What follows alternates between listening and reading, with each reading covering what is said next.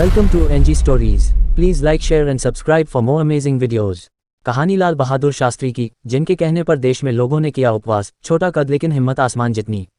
साल 1966 में ताशकंद में उनकी संदिग्ध परिस्थितियों में मौत हो गई थी। शास्त्री जी का कद भले ही छोटा था, जीवन भले ही सादा रहा हो, लेकिन देश के लिए उन्होंने हमेशा सबसे आगे रहकर काम किया। बचपन में कभी ना कभी आपसे एक सवाल जरूर किया गया होगा कि जय जवान जय किसान का नारा किसने दिया था। कभी शिक्षकों ने तो कभी परिवार के सदस्यों ने ये सवाल किया होगा। कई बार गांव देहात में ट्रैक्टरों के पीछे जय जवान जय किसान लिखा होता है। तब अगर आपको जवाब पता रहा होगा तो आपने कहा कि यह नारा लाल बहादुर शास्त्री का है। 11 जनवरी 1966 को ताशकंद में उनका निधन हो गया था।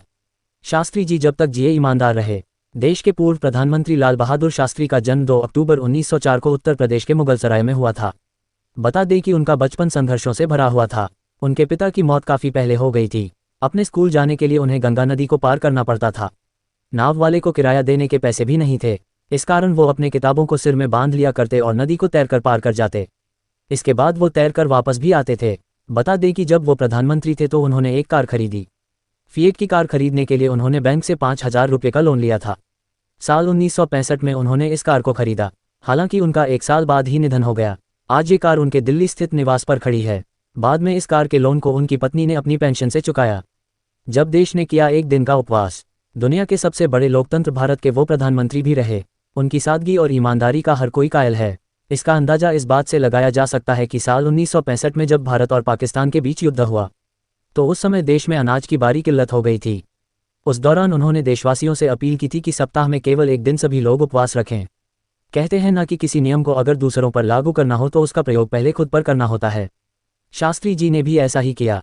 उन्होंने इस उपवास की शुरुआत अपने परिवार से ही की। सबसे पहले अपने पूरे परिवार को उन्होंने दिन भर भूखा रखा। इसके बाद पूरे देश से अपील की। इसका असर ये हुआ कि पूरे भारत में एक दिन का उपवास लोग रखने लगे। प्रधानमंत्री जवाहरलाल नेहरू की मौत के बाद ये दुविधा थी कि किसे प्रधानमंत्री बनाया जाए। एक नाम सभी के सामने था, लाल बहादुर शास्त्री का। 9 जून 1964 को वह देश के दूसरे प्रधानमंत्री बने। केवल 18 महीने तक वो इस पद पर रहे। बता दें कि जब पाकिस्तान ने 1965 में भारत पर हमला किया तो उन्हें ये लग रहा था कि धोती कुर्ता पहनने वाला छोटे कद का ये प्रधानमंत्री कमजोर है। लेकिन शास्त्री जी ने कड़ा रुख अपनाया और पाकिस्तान पर हमले का आदेश दे दिया। इस दौरान पाकिस्तान के राष्ट्रपति अयूब खान थे। पाकिस्तान को इस युद्ध में भी हार का सामना करना पड़ा। इसके बाद भारत और पाकिस्तान के बीच अमेरिका ने हस्तक्षेप किया। 1966 में ताशकंद में युद्ध विराम के समझौते पर हस्ताक्षर हुआ। लेकिन उसी रात शास्त्री जी की संदिग्ध परिस्थितियों में मौत हो गई। पोस्टमार्टम न होना भी कई शक पैदा करता है। भारत जैसे देश के प्रधानमंत्री की मौत किसी दूसरे देश में संदिग्ध रूप से हो जाती है और उसका पोस्टमार्टम भी नहीं कराया जाता है, ये बहुत अचरज वाली बात है। जब लाल बहादुर शास्त्री का शव भारत आया तो उनकी पत्नी का कहना था कि उनके शव का रंग नीला पड़ चुका था और शरीर पर सफ़ेद धब्बे थे। उनका कहना था कि अगर मौत हार्ट अटैक से हुई होती तो शव का रंग नीला कैसे पड़ता। वहीं दूसरी ओर कहा जाता है कि लाल बहादुर शास्त्री की बॉडी पर कट के निशान थे, जबकि उनका तो पोस्टमार्टम भी नहीं हुआ था और पोस्टमार्टम हुआ ही नहीं था तो आखिर उनकी बॉडी पर कट के निशान क्यों थे। इन सवालों का जवाब किसी के पास नहीं है। तो ये थी कुछ बातें लाल बहादुर शास्त्री जी के जीवन की। ऐसे ही हमारे साथ जुड़े रहे और हमारी वीडियो देखने के लिए हमारा चैनल सब्सक्राइब करें। धन्यवाद।